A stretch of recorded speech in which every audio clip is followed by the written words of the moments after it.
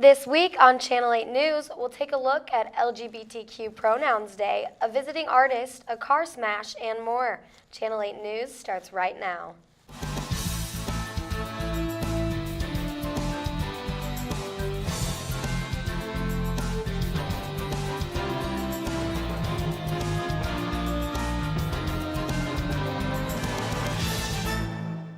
Thank you for tuning in to Channel 8 News. I'm Shannon Clement. And I'm Jackie Harding. Hallie Cornelius got a deeper look on LGBTQ Month's Pronouns Day. Hallie? Last Wednesday, I was able to attend the booth held for International Pronoun Day at the Student Union. This booth was sponsored by the Office of Diversity, Equity, and Inclusion along with student organization helping everyone regardless of orientation or hero. Adam Gonzalez, coordinator of DEI, talks about why this day is so important. We want to highlight the importance of respecting people's pronouns and acknowledging that for many of our non-binary and transgender friends, their pronouns aren't always visible, and that also to highlight the fact that you can't tell someone's pronouns just by looking at them. So it's always important to ask people's preferred pronouns, to let people know your preferred pronouns, and to respect that diversity. Students were encouraged to stop by the booth and make buttons with their preferred pronouns. They had colored pencils and markers to decorate with. Jamie Kreiner, a member of HERO, was there to offer support, giving back to the community that helped them. Well, for me, it helps, I guess, relieve stress knowing that I have other people there with me that go through the same stuff as I do mostly, and we just have fun doing it. Along with holding open a booth, the DEI sponsored a screening of the film Paris is Burning and a discussion the following day.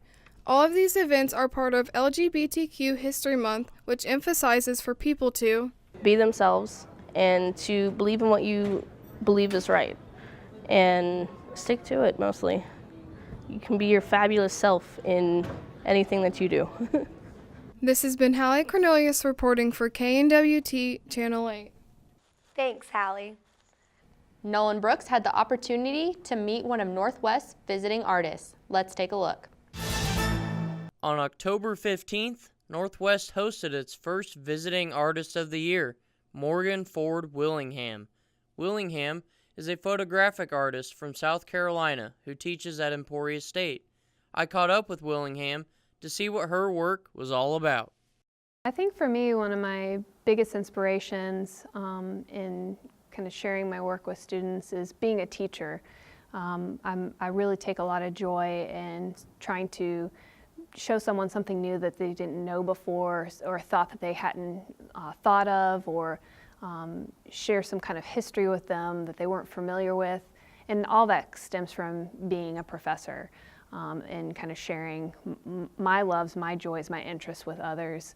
And so for me, that's one of the big reasons why I wanted to come here, and I purposely asked if I would have the opportunity to share either through a workshop or a talk, and thankfully they invited me to do that. When it comes to her work, Willingham wants to convey a message that goes beyond the camera and the pieces themselves. The largest message I hope to convey would be to think about what you see rather than just letting your subconscious be influenced by it.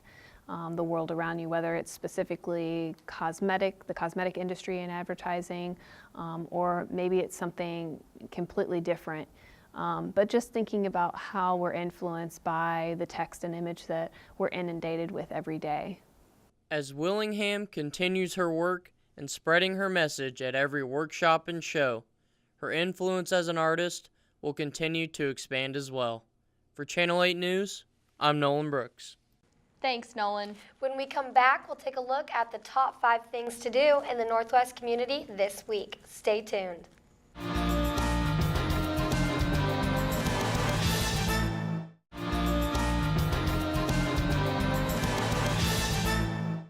Welcome back to Channel 8 News. I'm Jackie Harding. And I'm Shannon Clement. And these are the top 5 things to do in the Northwest community this week. Starting on Monday, October 22nd and going through Sunday, October 26th, LGBTQ History Month continues with Sexuality Awareness Week. Northwest will spotlight different sexuality to bring awareness to the varied sexualities that make up our community. Show your support by participating throughout the week. On Monday, October 22nd through Friday, November 9th, in the administration building first floor, What We Were Wearing takes place. This exhibit provides a tangible response to one of our culture's most pervasive rape myths, that a person's clothing may be a justification for acts of the violence committed against them. The exhibit opens at 6:30 p.m. on October 22nd. On Tuesday, October 23rd from 5 p.m. to 7 p.m. in the station first floor east meeting room, the African Student Organization presents Meat and Bead as part of their annual fundraising event. You can pay $5 and make as many bracelets, necklaces, waist beads, or anklets as you can. You also have the option to buy pre-made bracelets for $2. Come on out and bead with the African Student Organization. On Wednesday, October 24th, beginning at 7:30 p.m. in the Ron Houston Center for the Performing Arts, Tiana Burke will speak. She is a social justice activist and the founder of the Me Too movement. Tickets are available on the Northwest campus at the cashiering office located on the first floor of the administration building. Tickets are free and are limited 2 per person. On Friday, October 26th and Saturday, October 27th from 3 p.m. to 7 p.m. at the Mazingo Lake Main Campground, join Bearcats to assist with the Mazingo Haunted Campground. Volunteers can help supervise inflatables, help with pumpkin carving, judge winners, and help with parking. Students interested in volunteering should contact Sir Vega at nwmissouri.edu. Well, when we come back, we'll take a look at some more recent news and events. Stay tuned.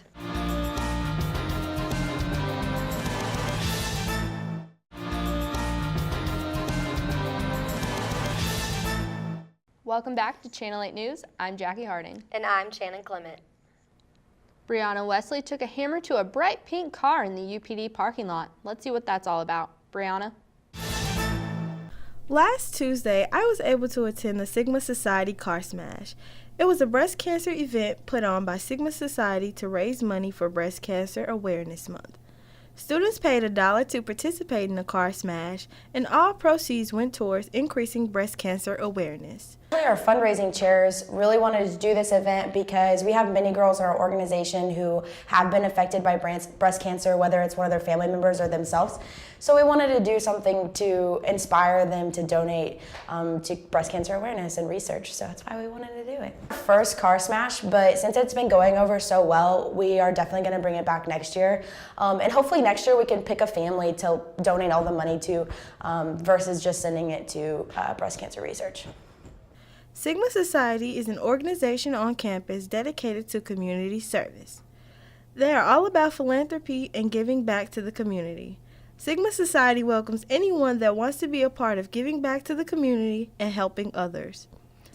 So being the president of Sigma Society, I get to watch all of our girls grow, and I'm so proud that we increased our service hours and we're doing more within our community, within the Greek life and the football team and the baseball team.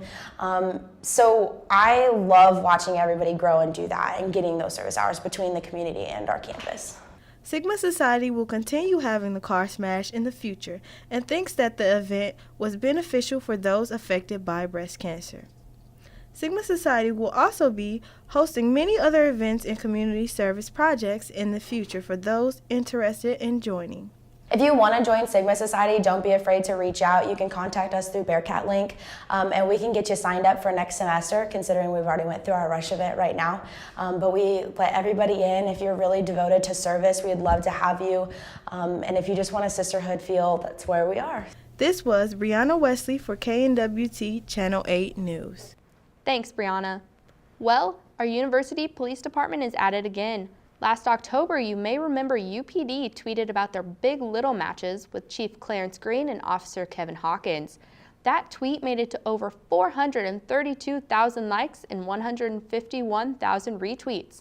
This year, they stepped it up and added another little to the family. Lieutenant Anthony Williams joined the family. UPD went viral again with their tweet of over 84,000 likes and 20,000 retweets. Is it possible for them to get any better? I'm not so sure. A new exhibit is open at the Nottoway County Historical Society now until December 2nd. It shows America's evolution through sports with a little local flair. The exhibit is called Hometown Teams: How Sports Shape America.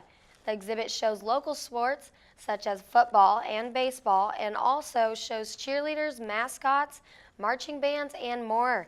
Maryville is one of the only 6 sites in the state that will receive a visit from the display as part of the Smithsonian's Museum on Main Street program. The exhibit is free. The museum is open from 1 to 4 p.m. on Tuesdays through Friday, and special exhibit hours will be from 1 to 4 p.m. on Saturdays and Sundays, with students and local sports figures on hand to answer any questions. Well, that's all the time we have for this week. For more information on stories that matter to you and to see what Channel 8 News Crew is up to, like us on Facebook at /KNWT8 and follow us on Twitter at KNWT8. Story Behind the Story is up next. From all of us here at Channel 8 News, I'm Jackie Harding. And I'm Shannon Clement. Have a great night.